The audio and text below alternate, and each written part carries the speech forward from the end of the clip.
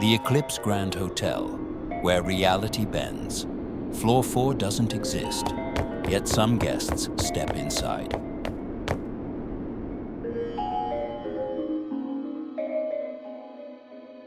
Las Vegas never truly sleeps. Even at 2 in the morning, the city breathes through neon lights and distant sirens, glowing like a living organism beneath the desert sky. Inside the towering Eclipse Grand Hotel, laughter echoed from casino floors. Glasses clinked in celebration, and strangers chased temporary happiness under artificial stars. But high above the noise, silence waited. Ethan Cole stood alone inside an elevator, watching the digital numbers climb slowly upward. His reflection stared back at him from the mirrored walls. Tired eyes, unshaven face, and the quiet exhaustion of someone who hadn't slept properly in weeks. The tech conference had ended hours ago, yet his mind refused to rest. Deadlines, failures, unfinished dreams. They followed him everywhere, louder than the casino downstairs. The elevator hummed softly. Floor 2, floor 3. He pressed the button for floor 5 again, just to be sure. The doors should have opened. They didn't. Instead, the lights flickered once, then twice. The elevator stopped moving. A faint metallic groan echoed through the walls, like the building itself shifting its weight.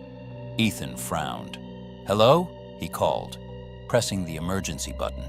Static answered him. Then something strange happened. A soft click came from the control panel. A button slowly illuminated beneath the others. A button that hadn't been there before. 4 Ethans stared at it, confused. Hotels skipped the 4th floor all the time. Superstition, marketing, whatever reason they gave guests. But now the glowing number pulsed gently, as if inviting him. "I didn't press that," he whispered. The elevator moved, not up, down. The sensation felt wrong, heavier than normal descent, like sinking underwater. The lights dimmed to a pale yellow, and the air grew noticeably colder. A quiet ding echoed. The doors slid open. Silence waited outside. The hallway looked identical to the rest of the hotel at first glance. Patterned carpet, golden wallpaper, warm ceiling lights.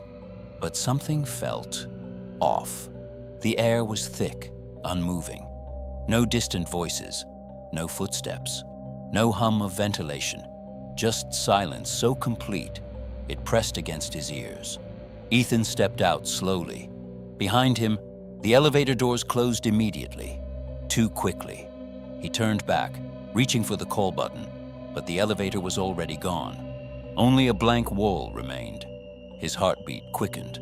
"Okay, not funny," he muttered, assuming it was some architectural trick or hidden corridor. The hallway stretched endlessly in both directions. Doors lined the walls. He walked forward, relieved to see normal numbering, until he noticed the next door, 401 again. He stopped, turned around. Behind him, the layout repeated itself perfectly, like a copied image pasted over reality.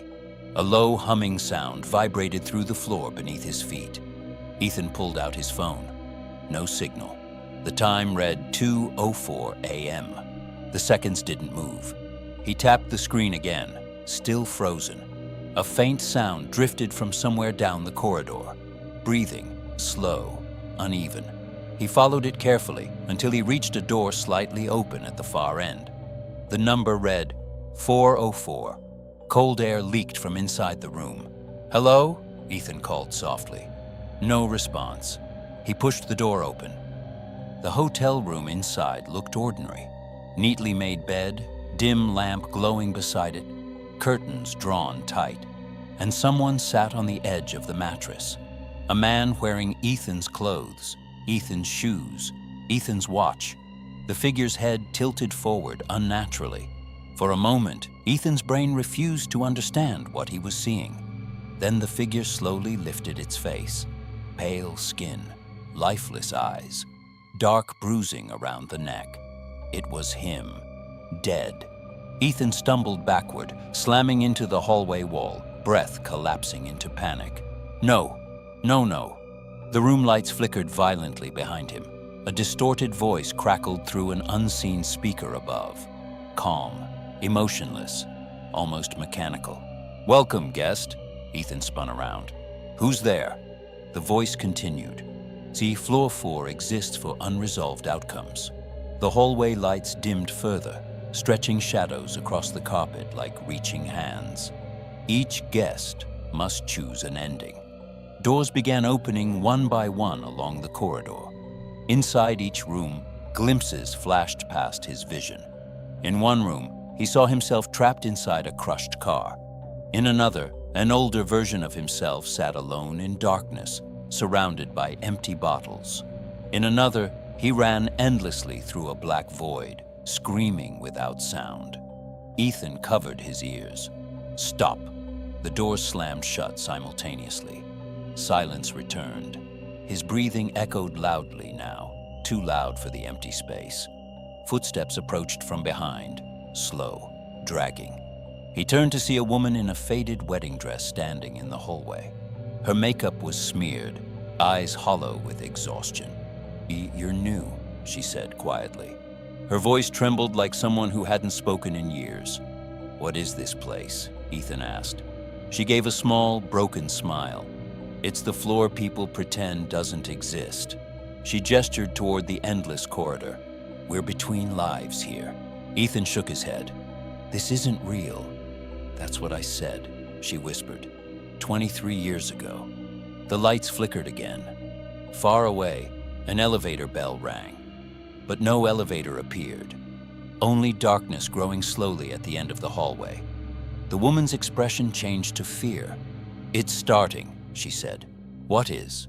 She looked directly into his eyes. "The hotel is deciding." The carpet beneath Ethan's feet shifted slightly, like something breathing underneath it. And somewhere deep within the walls, something knocked, once, twice, then from every direction at once. The knocking grew louder, not from one place, from everywhere. Inside the walls, beneath the carpet, above the ceiling. Ethan covered his ears, but the sound vibrated through his bones, deep and rhythmic, like a heartbeat that didn't belong to him. The woman in the wedding dress stepped backward, shaking her head. "It's choosing again," she whispered. "It always chooses." "What chooses?" Ethan asked, his voice breaking. Before she could answer, the hallway light snapped off. Darkness swallowed everything. For a moment, there was nothing. No sound, no air, no sense of space. Then the lights returned. The hallway had changed. The walls were longer now, stretching impossibly far. The wallpaper peeled like old skin, revealing black surfaces underneath that pulsed slowly. The doors began unlocking one by one. Click, click, click. Each door creaked open just enough to reveal movement inside. The distorted voice returned through unseen speakers. Final selection phase initiated. Ethan's chest tightened. Selection for what? No answer came. Instead, the nearest door swung open completely. Inside, Ethan saw himself sitting at an office desk years older, staring blankly at a computer screen in a dark apartment. Dust covered everything. The older version of him looked empty, alive, but hollow. The door slammed shut. Another opened. This time he saw flashing police lights, a stretcher, his body covered by a white sheet, while strangers watched without emotion. Slam. Another door. He stood alone in a vast darkness, calling for help while something enormous moved behind him, unseen but close enough to feel breathing against his neck. Slam. Ethan staggered backward. "These aren't choices," he said. "They're nightmares." A new voice answered from behind him. "They're possibilities." He turned. A man stood there now, thin, pale, wearing a casino uniform from decades earlier. His name tag was faded beyond reading. "I checked in during 1987, the man said calmly. "Thought it was a dream, too." Ethan swallowed hard. "How long have you been here?" The man smiled faintly. "There is no long here." The hallway trembled violently. Cracks formed across the ceiling, as black dust drifted downward like ash. The floor feeds on uncertainty, the man continued. People who don't know who they are, or where their lives are going. That's why it finds us. Ethan's mind raced.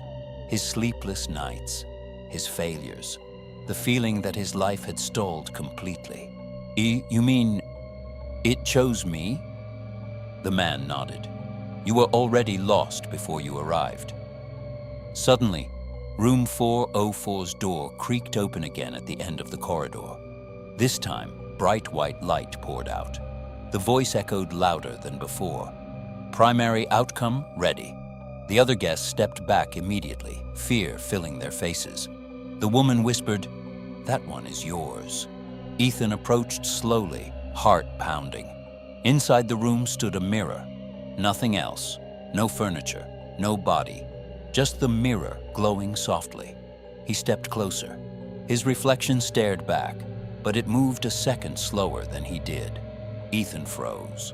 The reflection smiled. He didn't. A cold realization spread through him. "You're not me," Ethan whispered. The reflection tilted its head. Then it spoke. "You never decided who you wanted to become." The voice came from inside his own mouth, but not under his control. Behind the reflection, shadows formed. Versions of Ethan from every room he had seen. Broken, older, dead, screaming. "All outcomes remain possible," the reflection said calmly. "Indecision creates instability." The floor shook violently now. Walls bent inward. The hallway outside warped like melting glass. "What happens if I don't choose?" Ethan asked. The reflection's smile widened unnaturally. "Then you remain." Unfinished. Suddenly, Ethan understood. The hotel didn't kill people. It trapped those who refused to move forward. People stuck between fear and action. The knocking returned, deafening now. The walls bulged outward as silhouettes pressed from inside them, or thousands of trapped figures trying to escape. Ethan closed his eyes. All his life he had waited. Waited for certainty, for perfect timing, for fear to disappear. It never had. Maybe it never would. He looked back at the mirror. "I choose to live," he said quietly. The reflection stopped smiling. Cracks spread across the glass. Light exploded outward. The hallway collapsed into blinding white. Ethan gasped awake in his hotel bed. Morning sunlight filled the room. Normal sounds returned. Traffic outside, distant laughter, air conditioning humming peacefully. He sat up quickly, breathing hard. Just a dream. It had to be. His phone showed 9:12 a.m. Dozens of missed calls from co-workers asking where he had been. Relief washed over him. He stood and walked toward the bathroom mirror. His reflection moved perfectly. Normal. He laughed nervously. "Okay, I'm done with late-night elevators." The television turned on by itself behind him. Breaking news flashed across the screen. Tourist reported missing overnight at Eclipse Grand Hotel. A photograph appeared. His photograph. Ethan slowly turned toward the TV. The reporter continued speaking. Security footage shows the guest entering an elevator at 2:04 a.m., but he never exited. Ethan's breathing stopped. Behind him, the bathroom mirror reflected something else. A hallway, endless, dimly lit, and far away. An elevator bell rang. Ding. On the bedside control panel, a new button slowly illuminated. 4. The lights flickered. And somewhere, faint but unmistakable, to be continued next story. The wind howled like a living thing, tearing across the barren slopes of Black Ridge. Snow whipped in jagged sheets, scratching against the thick windows of the cabin as though testing its fragile walls.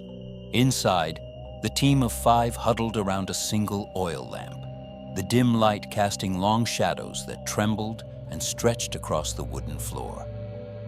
Dr. Elena Graves, the team leader, adjusted her gloves and checked the readings on the portable weather station. The blizzard outside was far stronger than predicted, far more erratic than anything in the region's recorded history. "This isn't just a storm," she said quietly. "The pressure readings, the temperature drops. It's something else entirely." Her words hung in the air, unspoken fears reflected in the eyes of the others. Marcus, a geologist with years in the field, shook his head. "It's just extreme weather. That's all. Arctic storms do this. Nothing alive can survive out there." But then, just as he spoke, a sound made everyone freeze. Soft, deliberate footsteps crunching in the snow. Outside, the team froze, staring at the window through the swirling whiteness. "There's no one out there," Elena whispered. "We're too far in. It would take hours to reach us in this storm." Yet the footprints in the snow told a different story. They were crisp, clear, perfectly formed, leading from the forest edge toward the cabin. Every morning they appeared closer, circling the cabin in impossible patterns. No human could have walked like that in the storm. No animal either. The tracks ended abruptly at the walls, but each night they started again, moving nearer. The first night was silent enough. Only the storm and the occasional creak of the cabin. But on the second night, the whispers began. At first they were faint, like the wind passing through hollow trees. Then voices became discernible, repeating the team's conversations from hours before. "Did anyone hear that?" whispered Dr. Kim, the youngest member of the group. His eyes darted nervously to the window. "It's just the wind," Marcus said, though even he sounded unsure. Elena shook her head. "It's not the wind. Listen." The whispers grew louder, repeating phrases like, "Did you see that?" and "We shouldn't be here." Only the voices didn't match any member of the team. Sometimes they mimicked perfectly. A whisper that sounded exactly like Elena's own voice, but elongated, distorted, impossibly cold. By the third day, the team had begun losing track of time. Days and nights blurred together under the storm's endless assault. The radios, which should have provided a lifeline, emitted nothing but static, then faint whispers, always calling their names. The snow outside appeared to move independently, drifts forming and reforming while no wind blew. The forest itself seemed to shift. Trees were not in the same position each morning. Frozen streams twisted unnaturally, like frozen rivers flowing sideways. "This is wrong," whispered Daniel, the team's biologist. "We've mapped this area for years. None of this makes sense." The cabin seemed to respond to them. Each door creaked at odd times, even when untouched. Food supplies were slightly displaced each morning. Blankets folded oddly on their own. Elena realized with growing dread that the storm was not just isolating them. It was interacting with them, learning from them, testing their patience and sanity. By the fourth night, paranoia had set in. Shadows moved where there should have been none. Every time someone glanced toward the forest, fleeting shapes appeared just beyond sight. Once, Daniel swore he saw a figure moving upright on two legs, crouching in the distance, only to vanish when he blinked. "They're here," he whispered one morning, voice trembling. "They're watching." Elena stared at the footprints outside. They were closer than before. The snow around the cabin's walls was disturbed, raised in unnatural mounds. Each step was deliberate, intentional. Whoever or whatever was leaving them had patience, almost a cruel intelligence. That evening, the team decided to leave the cabin temporarily, just to track the source of the footprints.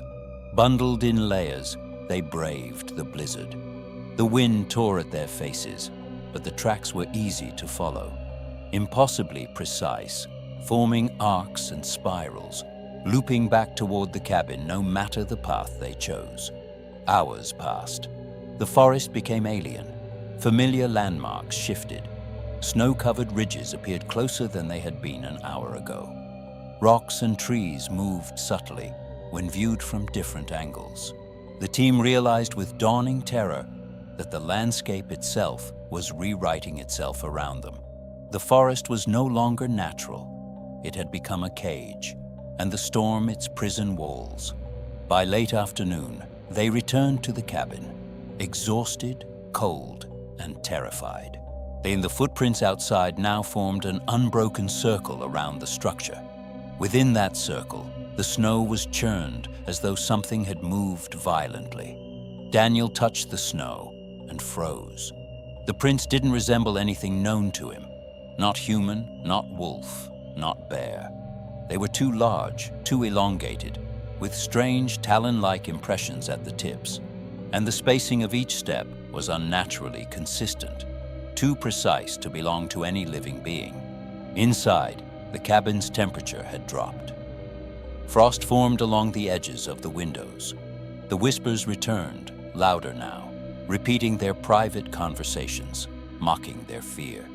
Each voice was layered on the other, overlapping, coming from all directions at once. The team huddled together in the main room, aware that whatever existed outside was learning from them, or adapting to them. Elena realized something terrifying. The storm wasn't keeping them in. It was keeping something from leaving, and that something was patient.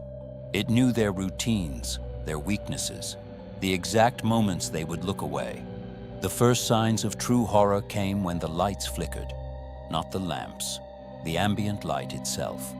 Shadows stretched and twisted unnaturally across the walls. Objects shifted slightly when unobserved. One of the snow shovels in the corner leaned at a different angle than it had been left. Small footprints appeared inside the cabin, not the team's, etched into the frost forming near the doorway. Marcus knelt, examining them. His eyes widened. The prints were massive, clawed, and humanoid, yet they left no weight impression on the floor. "They've been inside," he whispered. But nothing moved the floors or doors. Elena nodded, heart hammering. "They're learning from us. They're studying us. Every time we react, they adjust. Every plan we make, they anticipate." The night stretched endlessly. The wind's howl became a chorus, repeating faintly distorted phrases. "You cannot leave. You cannot leave."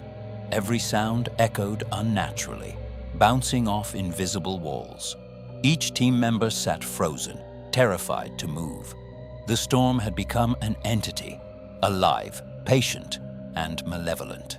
By midnight, exhaustion and fear blurred the edges of their reality. Shadows shifted, light twisted, and snow fell with unnatural patterns. It became impossible to distinguish inside from outside. One of the scientists swore they saw the cabin itself move subtly, bending, stretching, morphing in impossible ways. Elena realized with a sinking heart that Black Ridge wasn't a place. It was a trap, and the storm was the sentinel, enforcing a boundary they could not cross, monitoring every heartbeat, every breath, every shiver. They had survived so far, but the storm had only begun teaching them the rules. Whatever waited beyond the circle of snow was patient, intelligent, and hungry, and the night had only just started. The night stretched into an unending white haze, the storm outside roaring like some living predator. Inside the cabin, the 5 scientists huddled silently, the glow from the single oil lamp flickering violently, shadows dancing across the walls like writhing shapes. Each member of the team was on edge, listening to the wind's distorted whispers, as if the voices themselves were pressing against their minds. Elena's gaze shifted to the frost-laden window. The footprints were moving again. This time, they traced along the cabin's perimeter in deliberate, overlapping patterns. Something outside was circling them, calculating, learning. "They're not just outside," whispered Daniel, voice barely audible over the howl of the blizzard. "They're everywhere. In the snow, in the forest, maybe inside us too."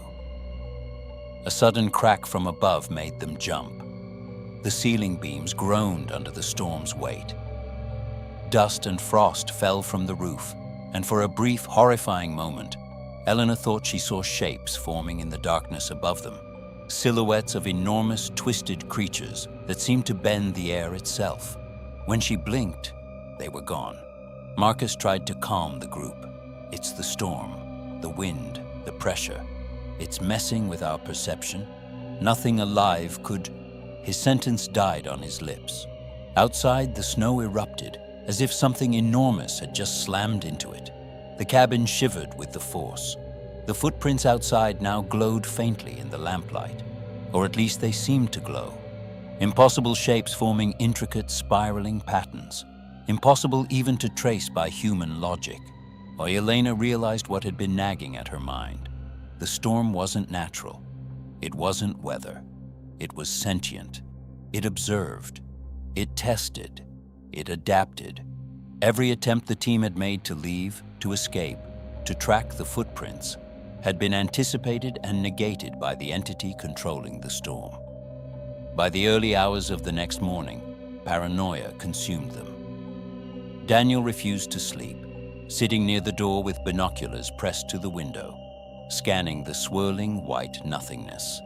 Every time he thought he saw movement, it would vanish, replaced by the same circling footprints. Marcus, usually rational, began whispering about shapes in the snow that shouldn't exist. Towering figures with limbs too long, heads bending impossibly, eyes glowing faintly in the storm. He was shaking uncontrollably by mid-morning. And even Elena's steady mind was fraying. "We have to leave," she said, voice firm despite her fear. "We can't stay here. The cabin isn't safe. The storm, it's testing us, isolating us. If we wait any longer, it will..." She didn't finish. Words failed to capture the horror looming outside. Packing their gear, the team stepped into the blizzard, the wind cutting at their faces like knives. The footprints guided them at first, circling, spiraling, pulling them deeper into the forest. But soon, familiar landmarks twisted. Rocks shifted positions, trees grew unnaturally tall. Frozen streams turned into jagged, winding paths that defied logic. No matter how fast they moved, the cabin always seemed ahead of them, visible through the storm, impossibly intact. Hours passed. Exhaustion set in. Hypothermia whispered its cold promise. See, and then the whispers returned, this time directly in their ears, repeating thoughts they hadn't spoken aloud, imitating their own voices, mocking their fear. "They're inside us now," muttered Daniel. "They know what we're thinking." The storm intensified. Visibility dropped to a few feet. The snow beneath their boots began to pulse subtly, like the frozen ground was breathing. Each step forward felt heavier than the last, as if the forest itself resisted their progress. Suddenly, a figure appeared in the distance. At first, it looked human, draped in tattered white garments, half buried in the snow. As they approached, the figure became taller, limbs stretching unnaturally, head tilting in ways no human should bend. Its eyes glowed faintly through the storm's blinding whiteness. Ethan's realization, though none of them had called him that, came too late. Whatever they were dealing with wasn't just outside. It had been inside the blizzard, inside the footprints, inside the forest. It had been learning, adapting, and waiting. The team scattered instinctively, moving in different directions through the storm. Snow fell harder, swirling in patterns that disoriented them completely. Trees twisted and bent, branches forming shapes that seemed to reach for them. Every sound was amplified: crunching snow, howling wind, distant whispers, and an underlying low hum that made their bones ache. Elena ran, slipping repeatedly, tracking the faint glow of the cabin far in the distance. When she reached it, the door opened by itself. Inside, the team was nowhere to be seen, only the faint footprints. Both outside and inside, leading into the shadows of the cabin. Then the lights flickered. Shadows on the walls lengthened and twisted, forming shapes that mimicked every member of the team. Their own movements were reflected before they moved. like echoes of reality itself had detached and taken life. From the deepest corner of the cabin, a cold gust swept through. The whispers became intelligible. "You cannot leave. You cannot leave." Daniel stumbled into the room from the side, eyes wide, lips moving silently, as if speaking with someone unseen. Marcus followed, dragging one hand in the snow on the floor, leaving marks of enormous claw-like shapes alongside his own. Eleanor backed away toward the mirror hanging on the wall, frost forming along its edges. For a heartbeat, the mirror reflected reality normally. Then it rippled like water. Inside the glass, the forest outside was distorted. Trees bent in impossible angles, snow spiraled upward, and in the distance, colossal shapes moved slowly. Humanoid, yet wrong, faceless, yet aware. Daniel pressed against the mirror, frozen in horror. "It's here," he whispered. "It's learning. Everything we are." The storm's voice rose, layering over itself. Multiple tones, multiple whispers. A chorus of imitation and malice. Outside, the blizzard intensified. Snow blew through cracks in the cabin, forming spirals in the air. The footprints moved toward them again, this time inside the cabin, leading toward the center of the room, converging on the mirror. Eleanor knew then there was no escape. The storm wasn't just a barrier. It was the predator, and the cabin, the forest, even the snow itself were part of its body. Every rational plan, every attempt to flee had been anticipated. The mirror rippled violently. The faceless shapes moved closer. One leaned forward, pressing its hands against the glass, and for a moment, Eleanor saw the reflections of every member of the team. Older, broken, hollow-eyed, distorted by fear and exposure. The whispers turned into laughter, cold, alien, mocking. Eleanor's voice broke the silence. "We're not leaving, not tonight, not ever." Outside, the storm responded, a chorus of frozen wind and distorted voices. The cabin shuddered. Snow twisted around them like a living tide. The figures pressed against the mirror, against the walls, against the very air. And the forest outside, impossible, alien, shifted, bending them back toward the cabin, folding space, making escape meaningless. The storm was patient. It had time. It had learned. And as night stretched endlessly over Black Ridge, the team realized a single horrifying truth. They were no longer in control of their reality. They were part of the storm now, trapped, observed, and catalogued for eternity.